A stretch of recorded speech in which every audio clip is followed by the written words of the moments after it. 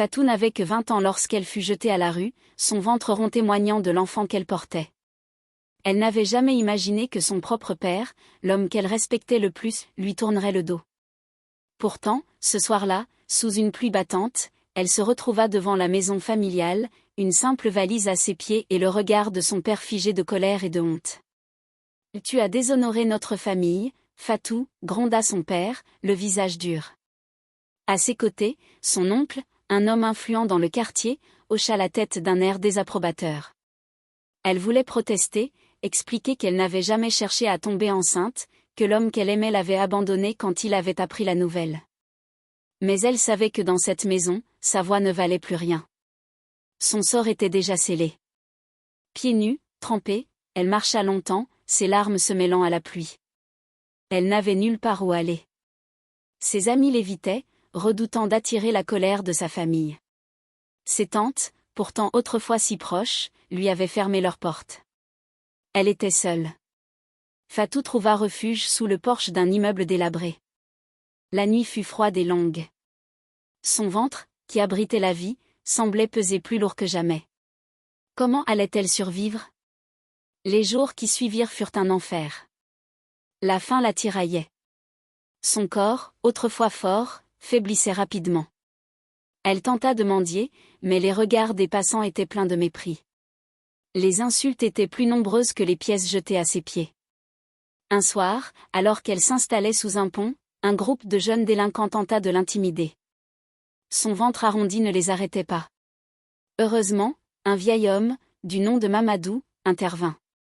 Il vivait lui aussi dans la rue et connaissait tous ses dangers.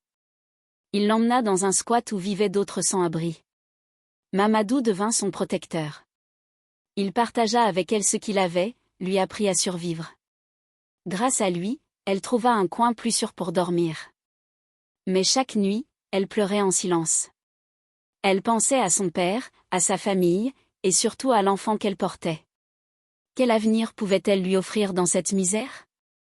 Un matin, Fatou se réveilla avec une douleur intense au ventre. L'accouchement était proche. Mamadou, paniqué, appela une infirmière bénévole qu'il connaissait. Grâce à cette femme au grand cœur, Fatou fut transportée dans un petit centre de soins pour sans-abri. Ce fut là qu'elle donna naissance à son fils, un petit être fragile mais plein de vie. Elle le nomma Ibrahim, en mémoire de son grand-père, l'homme qui lui avait toujours apporté de la tendresse avant son décès. Avec Ibrahim dans les bras, Fatou sentit une force nouvelle naître en elle. Elle ne pouvait plus se laisser abattre. Elle devait se battre. Grâce à l'infirmière qui l'avait aidée, Fatou trouva un refuge pour jeunes mères en détresse.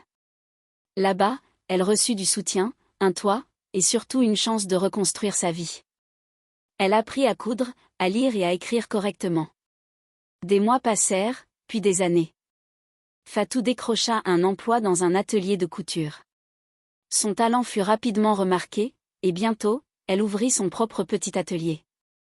Le jour où elle revit son père, il était affaibli, malade.